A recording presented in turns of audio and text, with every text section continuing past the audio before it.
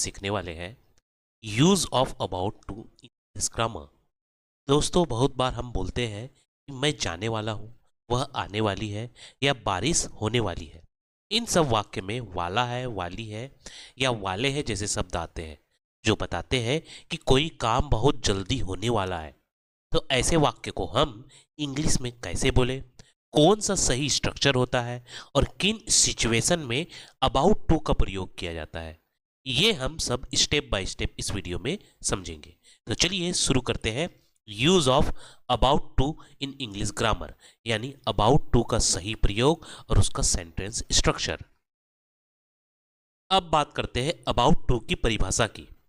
दोस्तों, about to का प्रयोग तब किया जाता है जब कोई काम बहुत जल्दी होने वाला होता है, यानी वो एक्शन जो अभी नहीं हुआ है लेकिन नेक्स्ट मोमेंट या नियर फ्यूचर में होने वाला है। जैसे हम हिंदी में बोलते हैं मैं जाने वाला हूँ, वह आने वाली है या वे खेलने वाले हैं। यहाँ वाला है, वाली है और वाले है, ये शब्द इस बात का संकेत देते हैं कि कोई काम बस होने वाला है। तो ऐसे वाक्य में हम इंग्लिश में अबाउट टू का इस्तेमाल करते हैं। चलिए एग्जाम्पल के थ्रू देखते हैं। He is about to leave, मतलब वह जाने वाला है। यहाँ इज हेल्पिंग वर्ब है, अबाउट टू बता रहा है कि एक्शन होने वाला है, और लीव मेन वर्ब है जो एक्चुअल काम को दर्शा रहा है। तो याद रखिए, जब भी कोई काम बस अभी होने वाला हो तब हम इंग्लिश में अबाउट टू का प्रयोग करते हैं। तो अब चलिए समझते हैं अबाउट टू का सही सेंटेंस स्ट्रक्चर, यानी वाक्य बनाने का तरीका। इसका बेसिक फार्मूला होता है subject plus is am are plus about to plus verb का फर्स्ट फॉर्म। मतलब सबसे पहले आता है सब्जेक्ट, फिर इजेमार जिसको हम हेल्पिंग वर्ब कहते हैं, इनमें से सही हेल्पिंग वर्ब, उसके बाद अबाउट टू और आखिर में मेन वर्ब की फर्स्ट फॉर्म यानी वर्ब का फर्स्ट फॉर्म। अब ध्यान दीजिए, हेल्पिंग वर्ब का चुनाव हमेशा सब्जेक्ट के अनुसार किया जाता है। अगर सब्जेक्ट आई है तो हम एम लगाएंगे, और अगर सब्जेक्ट ही सी इट है तो इज आएगा, और सब्जेक्ट यू वी और दे है तो आर का प्रयोग करेंगे। आइए कुछ एग्जाम्पल से समझते हैं। I am about to eat, मतलब मैं खाने वाला हूं। यह एम हेल्पिंग वर्ब है और अबाउट टू बताता है कि काम बस शुरू होने वाला है, और इट मेन वर्ब यानी क्रिया। He is about to go, मतलब वह जाने वाला है। They are about to start, मतलब वे शुरू करने वाले हैं। तो याद रखिए, इज एम आर के साथ जब अबाउट टू लगाते हैं तो हम किसी ऐसे एक्शन की बात कर रहे होते हैं जो बहुत जल्दी होने वाला है, यानी जस्ट अबाउट टू हैपन। चलिए अब हम देखते हैं एग्जाम्पल के थ्रू। अब देखिए हमारा पहला एग्जाम्पल है I am about to buy a new phone, मतलब मैं नया मोबाइल खरीदने वाला हूं। अब ध्यान से समझिए, यह एम हेल्पिंग वर्ब है क्योंकि सब्जेक्ट है आई, इसके बाद अबाउट टू आ रहा है जो यह दिखाता है कि एक्शन बहुत जल्दी होने वाला है, और बाय है मेन वर्ब यानी असली क्रिया मीन्स खरीदना। तो पूरी वाक्य बताता है कि वक्ता जो बोल रहा है वह अभी मोबाइल नहीं खरीद रहा है लेकिन वह खरीदने ही वाला है, यानी एक्शन बस होने वाला है।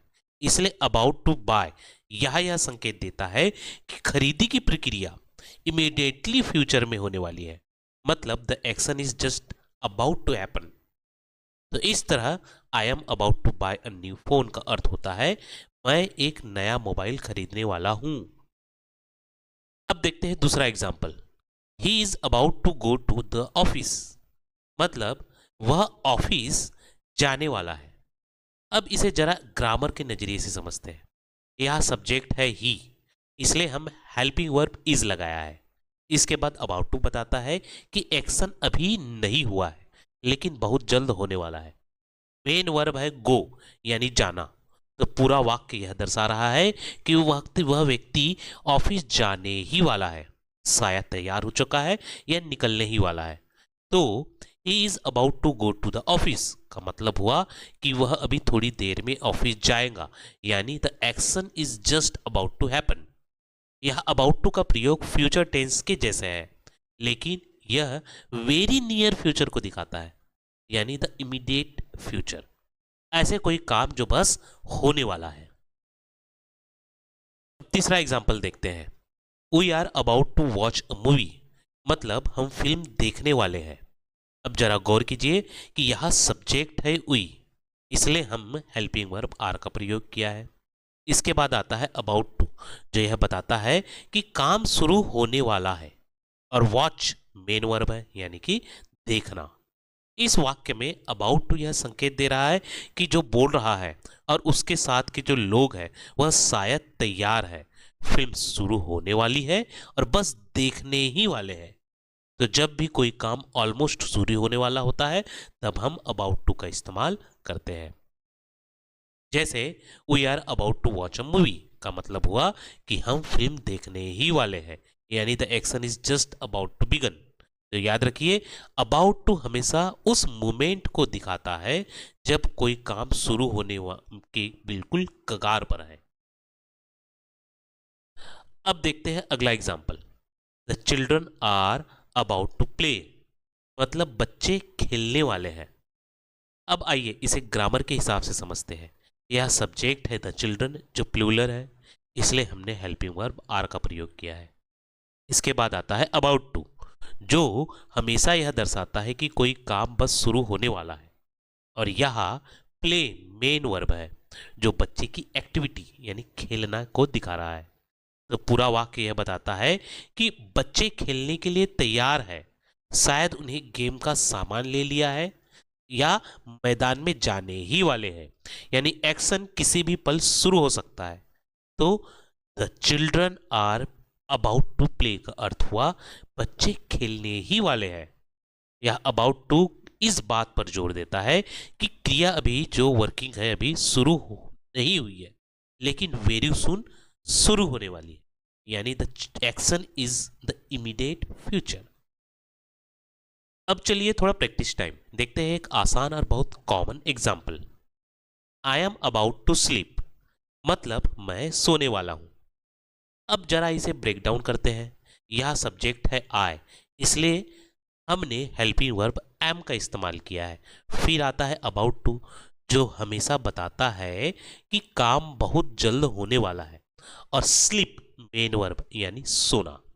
तो पूरा वाक्य I am about to sleep का मतलब हुआ जो करता है कर रहा है, सब्जेक्ट है अभी सोया नहीं है, लेकिन वो सोने की तैयारी में है, शायद बिस्तर पर जा चुका है, बस आंख बंद करने ही वाला है, यानी the action is just about to happen. अब दोस्तों मैं आपसे एक सवाल पूछ रहा हूं, आपके हिसाब से अबाउट टू का और कहाँ इस्तेमाल किया जा सकता है? जैसे कुछ ऐसा जो आप अभी करने वाले हैं। सोचो और कमेंट्स में लिखो। सेंटेंस की शुरुआत कैसी करोगे आप? I am about to, and then you have complete your sentence. तो चलिए अब एक छोटा सा क्विक रिकैप कर लेते हैं। आज हमने सीखा कि अबाउट टू का प्रयोग कहाँ और कैसे किया जाता है। सबसे पहले याद रखिए, अबाउट टू का मतलब होता है कुछ होने वाला है, यानी ऐसा काम जो अभी नहीं हुआ है लेकिन बहुत जल्द होने वाला है, जस्ट अबाउट टू हैपन। अब बात करते हैं सेंटेंस की स्ट्रक्चर की। सब्जेक्ट प्लस इजेमार, जिसको हम हेल्पिंग वर्ब कहेंगे, plus about to plus verb का फर्स्ट फॉर्म, जिसको हम V1 कहते हैं। यह स्ट्रक्चर आपको हर बार याद रखना है, क्योंकि इजेमार हेल्पिंग वर्ब का चुनाव हमेशा सब्जेक्ट के अनुसार होता है, और इसका प्रयोग हमेशा आपको जो नियर फ्यूचर की क्रिया के लिए करना है। हमेशा अबाउट टू का आपको याद रखना है कि जो भविष्य की जो क्रिया है जो जस्ट होने वाली है, उसके लिए हम अबाउट टू का प्रयोग हुआ नहीं है, तो जस्ट होने वाली है, अबाउट टू का प्रयोग किया जाता है। चलिए हम इसका एग्जाम्पल से देखते हैं। She is about to call me, मतलब वह मुझे कॉल करने वाली है। यह इज हेल्पिंग वर्ब है। अबाउट टू यह बता रहा है कि एक्शन अभी होने वाला है, और कॉल मेन वर्ब है। तो जब भी आपको किसी ऐसे काम के बारे में बोलना है जो वेरी नियर फ्यूचर में होने वाला है, जैसे मैं जाने वाला हूँ, वह बोलने वाली है या वे शुरू करने वाले हैं, तो आप वहाँ कॉन्फिडेंटली अबाउट टू का प्रयोग कर सकते हैं। तो बस इस एक स्ट्रक्चर को याद रखिए और आप डेली सेंटेंस में अबाउट टू का इस्तेमाल शुरू कर सकते हैं। तो दोस्तों, ये था आज का पूरा lesson, use of about to in English grammar. अब आप कॉन्फिडेंटली ऐसे वाक्य बना सकते हैं जैसे I am about to leave, she is about to call या they are about to start. सीखने का सबसे अच्छा तरीका होता है प्रैक्टिस। तो आज के बाद कोशिश कीजिए कि आप अपने डेली के वाक्यों में अबाउट टू का प्रयोग करना। धीरे धीरे आपकी स्पीकिंग नेचुरल और फ्लुएंट हो जाएंगी। अगर आपको यह वीडियो हेल्पफुल लगी हो तो लाइक जरूर कीजिए, अपने दोस्तों के साथ शेयर कीजिए और ऐसे ही आसान इंग्लिश ग्रामर लेसन्स के लिए सब्सक्राइब करना मत भूलिए। मिलते हैं अगली वीडियो में, जहां हम सीखेंगे एक और इंटरेस्टिंग इंग्लिश ग्रामर की टॉपिक। तब तक के लिए कीप लर्निंग, कीप प्रैक्टिसिंग।